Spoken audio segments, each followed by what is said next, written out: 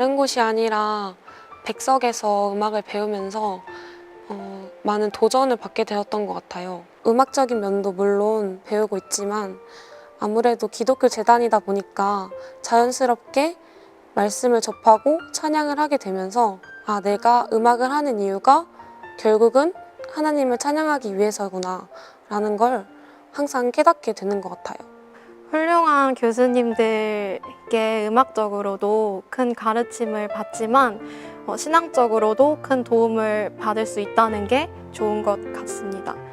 강의 시작과 마무리에 기도로 해주시는 것과 또 경쟁하는 세상 속에서 지혜롭게 하나님의 음악을 할 수 있도록 늘 격려해 주시고 사랑으로 좀 돌봐주셔서 늘 즐겁게 음악을 배울 수 있는 것 같습니다. 학교에서 전공이 예배 인도라서 예배 인도자나 찬양 인도자의 중요성에 대해서 배우는데 저는 건반 반주자도 그와 동일한 정도의 책임감을 가지고 예배에 임해야 된다고 생각을 하는 편입니다. 설교자, 목사님, 찬양 인도자, 반주자 이렇게 셋이 하나 되어서 예배를 이끌어 가야 한다고 생각하기 때문에 그 정도의 깊은 영성과 또 은혜의 경험이 중요하다고 생각합니다. 학교에서 배운 것을 토대로 제가 찬양을 할 때 많은 성도분들이 많은 은혜를 받았다고 말씀을 해주시는데 그럴 때마다 내가 잘 배웠고 또 배운 것을 토대로 잘 찬양하고 있구나 라는 생각이 들 때가 있어요. 찬양하는 자이기 이전에 예배하는 자이기 때문에 찬양의 가사를 충분히 묵상하고 사전에 철저히 가사와 또 배경 말씀에 대해서 묵상을 하는 게 중요하다고 생각해서 그렇게 하고 있는 편입니다. 영국의 노예제도, 노예무역 제도를 폐지시키는데 큰 기여를 한 윌리엄 윌버포스, 여러분 아실 거예요. 어메이징 그레이스 영화로도 나왔는데 이 윌버포스 이야기를 들려드리면서 오늘 강의를 시작하도록 하겠습니다. 윌버포스는 21살에 하원 의원에 당선이 되었고요. 그리고 24살에 그 당시 영국에서 가장 중요한 선거구였던 요크셔, 우리나라 종로구 좀 되겠습니까? 요크셔에서 당선이 된 아주 전도 유망한 정치인이었습니다. 근데 25살에 예수님을 제대로 만나서 회심을 하고 나서 이게 참 이 정치권 이게 헛된 거예요. 그래서 정계를 은퇴하려고 결심합니다. 이때 이 윌버포스의 은퇴를 막아선 사람이 두 사람이 있습니다. 한 사람은 그의 대학 동기인 윌리엄 피트, 나중에 영국 수상을 했을 건데요. 윌리엄 피트가 막아서고요.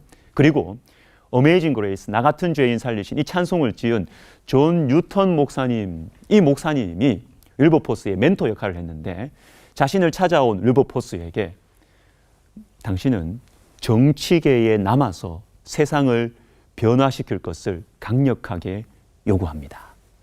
자, 여러분, 우리가 지난 시간에 영적 생명 운동을 살펴봤습니다. 그런데 우리 속에 있는 이 영적 생명은 가만히 있지 않아요. 흘러갑니다. 우리의 삶의 현장으로, 그리고 우리를 부르신 곳으로 흘러가게 되어 있는 것입니다. 이게 바로 하나님 나라 운동인 것입니다. 자, 하나님 나라 운동 간략하게 정리를 하자면 먼저 개혁주의 생명신학은 영혼 구원만이 아니라 세상의 모든 분야에 있어서 그리스도의 주대심을 실현하려는 하나님 나라 운동입니다. 이렇게 정리를 할 수가 있습니다. 그러면 하나님 나라가 뭐냐? 이게 좀 말은 알겠는데 추상적이에요. 자, 세 가지로 간략하게 성경적인 정리를 해보겠습니다. 첫 번째, 하나님 나라는 하늘 보좌가 있는 하나님 나라입니다. 두 번째, 예수님을 믿어서 내 마음에 임하는 하나님 나라. 세 번째, 삶 속으로 뻗어가는 하나님 나라. 이렇게 정리를 할 수가 있습니다.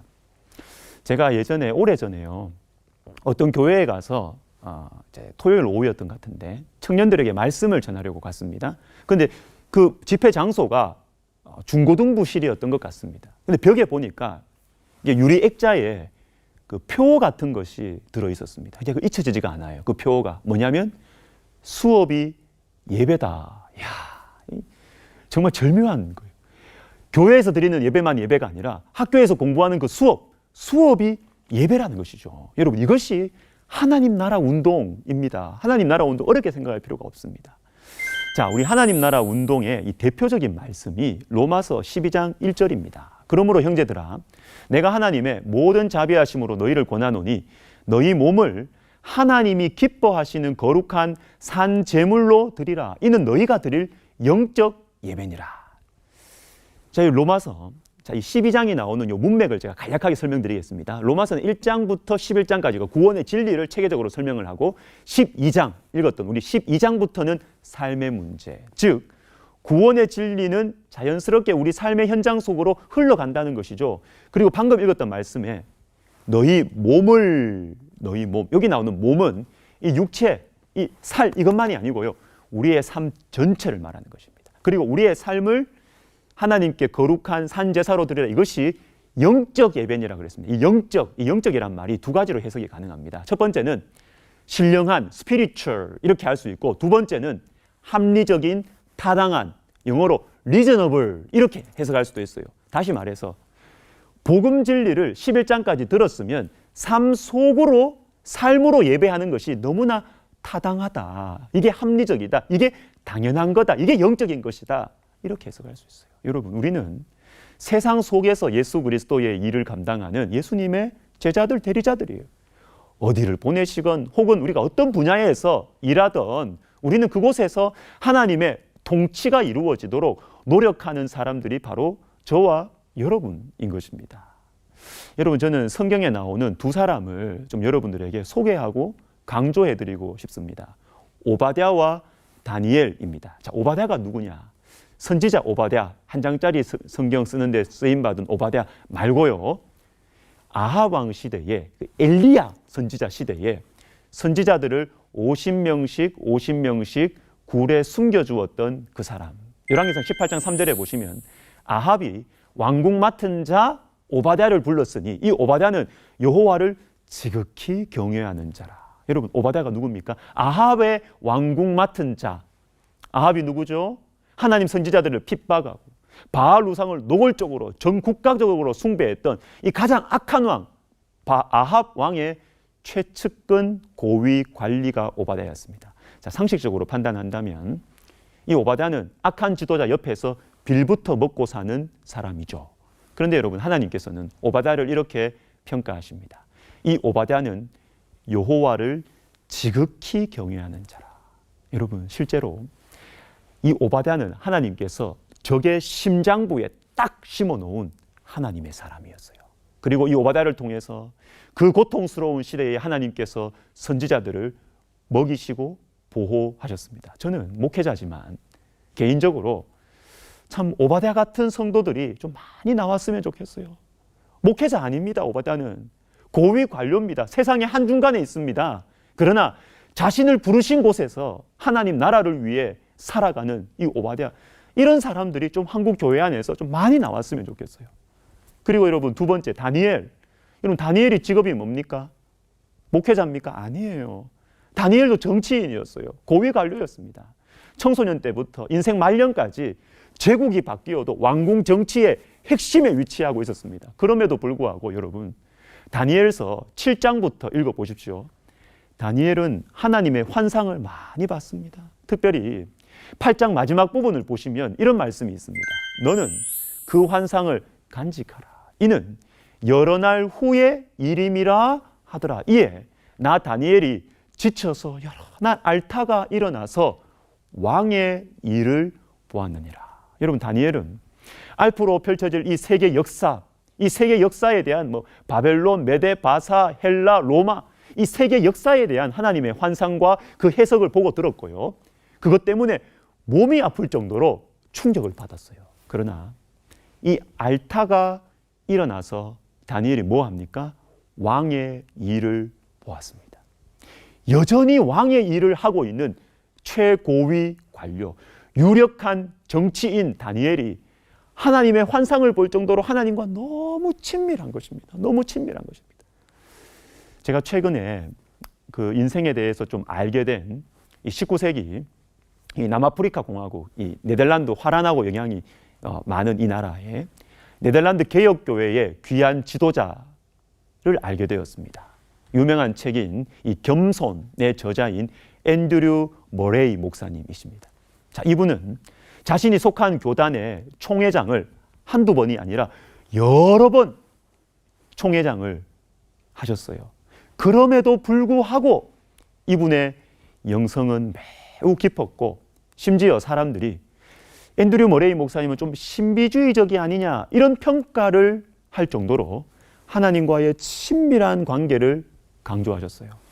제가 식탁에서 제 아내하고 이 앤드류 머레이 목사님에 대한 대화를 하면서 제가 이런 말을 했습니다. 아내에게.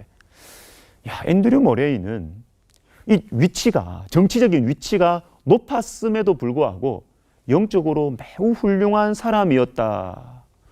이렇게 제가 말하니까 아내가 이런 말을 했습니다. 아, 여보, 그 당시에 옛날에는 우리 믿음의 선배들이 높은 자리에 있을수록 영적인 실력과 영적인 경건함과 헌신이 더 탁월하지 않았을까요? 이런 말을 해요. 제가 참 이게 좀 생각을 좀 하게 됐습니다. 오늘날 우리는 정치인 또는 뭐 중요한 경제인들 중에 누군가가 기독교인이라고 하면 그냥 그것 자체로 막 만족을 하고 흥분을 합니다.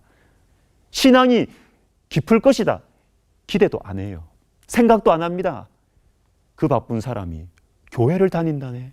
그 높으신 분이 교회를 다닌다는 것 자체가 얼마나 감사하냐.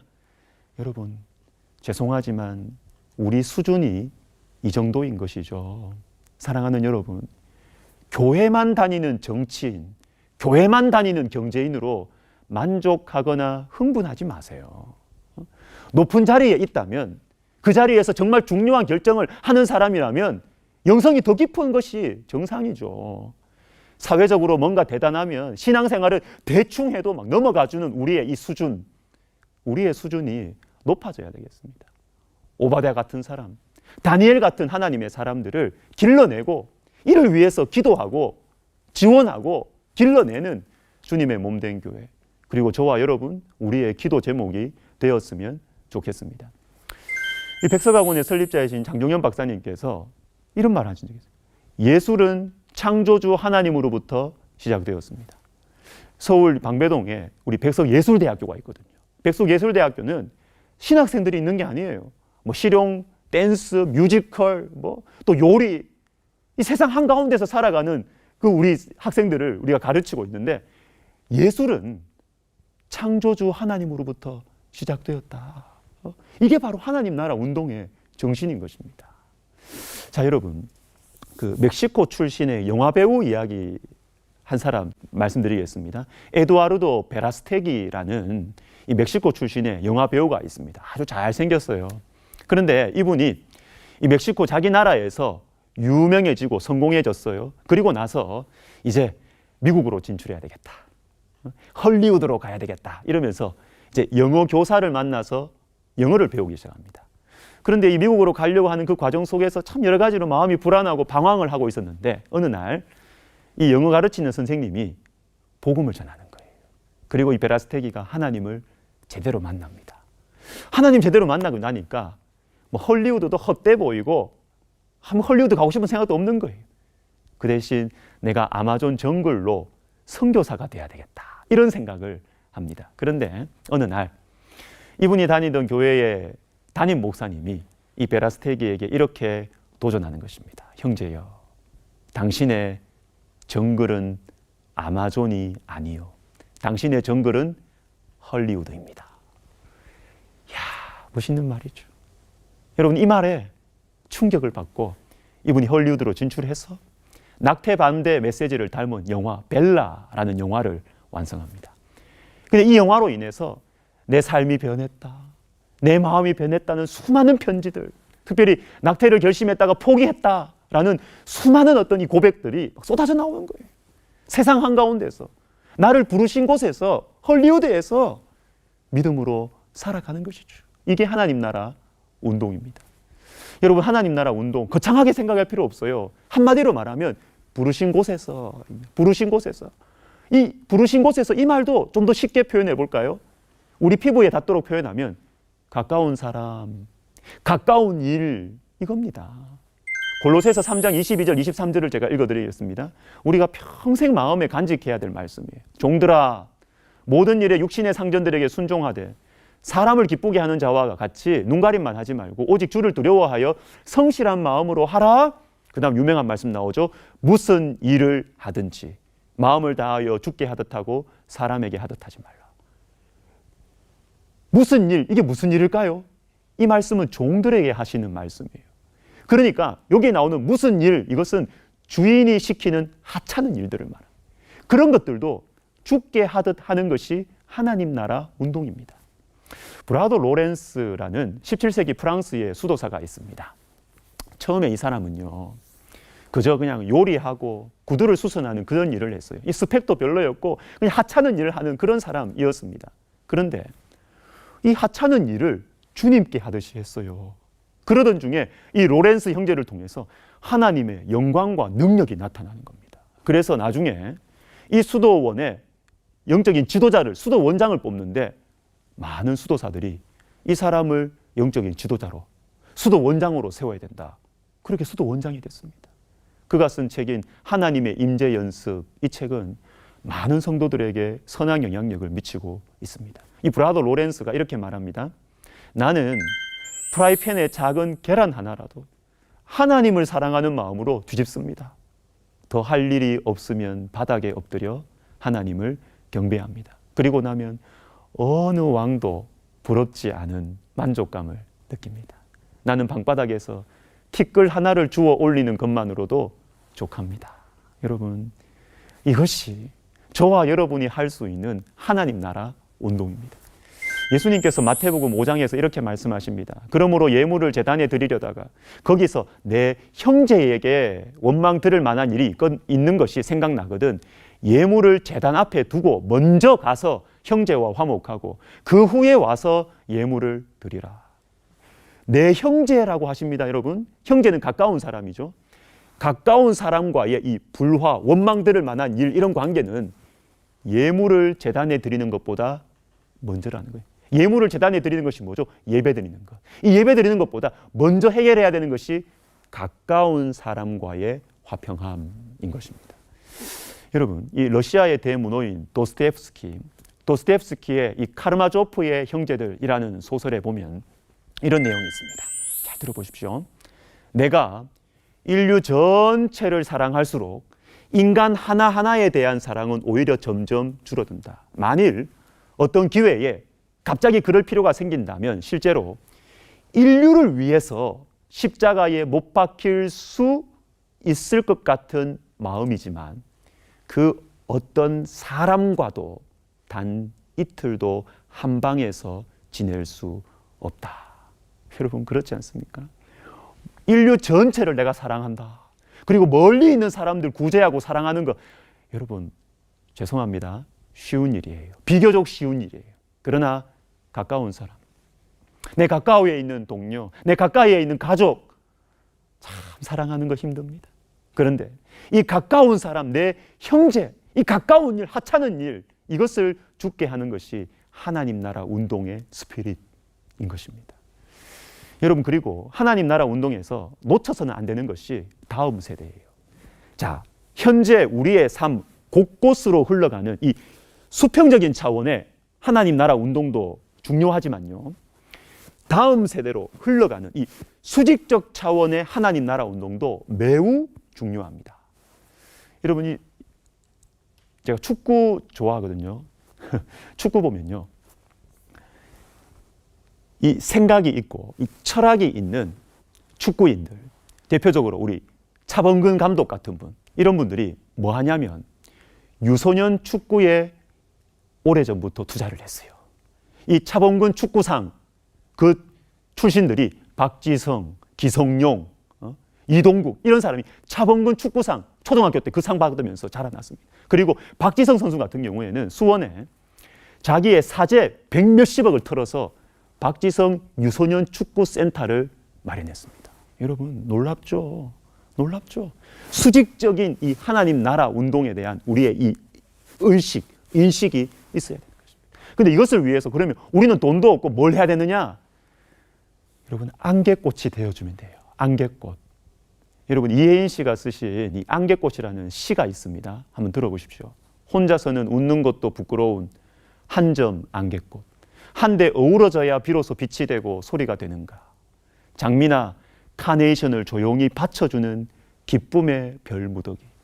남을 위하여 자신의 목마름은 숨길 줄도 아는 하얀 겸손이여. 여러분, 안개꽃이 드러납니까? 안개꽃이 혼자 있으면 예쁩니까? 아니죠. 다른 꽃이 드러나도록 뒷받침해 주는 것이 안개꽃이에요. 저와 여러분이 누군가에게, 특별히 다음 세대에게, 우리 자녀들, 교회에 있는 젊은 분들에게 안개꽃과 같은 존재가 되어주면 그게 바로 하나님 나라 운동을 하는 것입니다. 이런 차원에서 실천적으로 우리가 해볼 수 있는 것이 뭐냐면 영적인 후배 한 명을 기르는 거예요. 영적인 후배 한 명.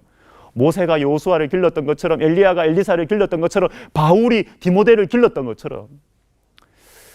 여러분, 참 제가 이제 가까이에서 이 하나님 나라 운동을 실천하고 있는 우리 권사님들 얘기 좀 들려드리겠습니다. 먼저는 저희 어머님의 선배 권사님 얘기를 제가 들은 적이 있습니다. 이 선배 권사님이 어느 날, 오래된 일이죠, 기도원에 이분이 가셔서 기도하시다가 저희 어머니하고 우리 어머니보다 나이 몇 살 좀 적은 이 집사님이었던 것 같아요. 이 두 분을 기도원에 부르시는 거예요. 불러가지고 삶은 계란 까먹으면서 저희 이 젊은 집사님한테 이런 말을 하는 거예요. 저희 어머님 보고, 이 권사가 너 형님이다. 이 권사가 너희 형님이다. 뭡니까? 너는 이 권사님한테 배우고, 이 젊은 권사님은 이 집사님을 끌어주고 사랑하고 품어주고 가르쳐주라는 것이죠. 얼마나 멋진 하나님 나라 운동이에요. 여러분, 그리고 우리 교회에 제가 최근에 어떤 권사님으로부터 이게 식사를 하면서 들었어요. 이 권사님은 70대 중반이 넘었습니다. 그런데 큐티 모임을 젊은 집사님들, 젊은 권사님들하고 같이 하는데 이분이 큐티 모임 가면서 이렇게 말한대요. 이야, 당신들은 내 믿음의 딸들이라. 믿음의 딸들이라. 내가 나이가 많다고 막 잔소리하고 막 교회에서 봉사 안 하냐고 이렇게 혼내는 게 아니라 이분이 내 믿음의 딸들 이러시면서 반찬 해주시고 막 맛있는 거 사주시고 이렇게 하면서 믿음의 딸들, 제가 그 이야기 들으면서 권사님께 격려하고 했어요. 권사님은 하나님 나라 운동을 너무나 멋지게 하고 계신다고, 계속 하시라고. 사랑하는 시청자 여러분, 하나님 나라 운동 어렵지도 않고 멀리 있지도 않습니다. 우리를 부르신 곳에서 가까운 사람들, 가까운 일을 주님께 하듯 섬기는 것입니다. 그리고 맡겨주신 귀한 영혼들, 내 자녀 손주들, 후배 집사님, 후배 권사님들을 사랑으로 섬기고 기도해 주는 것입니다. 저와 여러분을 통해서 하나님 나라가 옆으로, 그리고 하나님 나라가 아래로 퍼져가게 되기를 예수님의 이름으로 축복합니다. 기도하겠습니다. 하나님 아버지, 저희가 부족하고 저희가 심히 연약하지만 우리 속에 예수의 생명을 주심으로 말미암아 하나님, 우리를 통하여 하나님 나라가 확장되고 아래로 흘려가게 해주시니 감사를 드립니다. 남은 인생 얼마 남지 않았는데 우리가 참으로 이 사명을 가지고 이 의미 있는 인생을 살아갈 수 있도록 주님, 저희들의 눈을 열어주시고 저희들의 수고와 저희들의 기도와 저희들의 사랑을 주님께서 사용하여 주시옵소서. 예수님의 이름으로 감사하며 기도하옵나이다. 아멘.